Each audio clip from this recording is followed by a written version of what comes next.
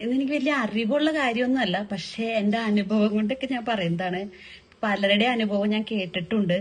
ഈ എന്റെ ഫ്രണ്ട്സ് ഒക്കെയാണ് ഈ വീഡിയോ കാണണമെങ്കിൽ അവർ പറയും ഇത് അജിത എപ്പോഴും പറയുന്ന ഒരു കാര്യം തന്നെയാണ്. നമ്മളുടെ ശരീരത്തിൽ ഈ വൈറ്റമിൻ ഡി എന്ന് പറഞ്ഞ സാധനം കുറഞ്ഞു കഴിഞ്ഞാൽ നമ്മൾ ശരിക്കും പറഞ്ഞാൽ ഒരുപാട് പ്രശ്നത്തിൽ കൂടി കടന്നു പോകേണ്ടി വരും. ഒന്നും മാനസികമായിട്ട് നമ്മൾ തകർന്നു പോകും. രണ്ടാമത് നമ്മുടെ മുടി കൊഴിയും. മൂന്നാമത് നമ്മളുടെ ജോയിന്റ് എല്ലാം വേദന എടുക്കും.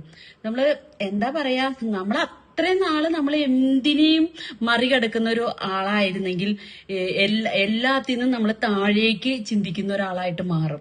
കാരണം എന്ത് വന്നാലും തകരാണ്ട് മുന്നിൽ നിൽക്കുമെന്ന്, എന്ത് പ്രശ്നം വന്നാലും ഞാൻ അതിനെ തരണം ചെയ്യുമെന്ന് ചിന്തിച്ച് നടക്കുന്ന ഒരാളാണെങ്കിൽ പോലും ഈ വൈറ്റമിൻ ഡി എന്ന് പറയുന്ന സാധനം കുറഞ്ഞു പോയാൽ നമ്മൾ തകർന്നു പോവും.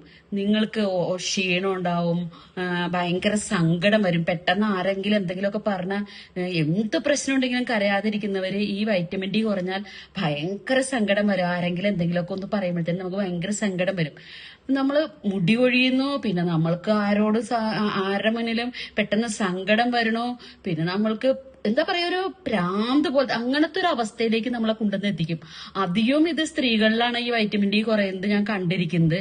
അപ്പൊ എന്റെ ഒരു അഭിപ്രായത്തില് നിങ്ങൾക്ക് ഇങ്ങനെയൊക്കെ കുറച്ച് കാര്യങ്ങളൊക്കെ ഉണ്ടെങ്കിൽ എന്റെ പൊന്നു മക്കളെ, നിങ്ങളെ വേഗം തന്നെ നിങ്ങളുടെ വൈറ്റമിൻ ഡി ഒന്ന് ചെക്ക് ചെയ്യാം. ഏറ്റവും കൂടിയ ഒരു 800 900 അല്ലെങ്കിൽ ഏറ്റവും കൂടി ഒരു 1000, അതിൽ കവിഞ്ഞ ആ ടെസ്റ്റിന് പോവില്ല.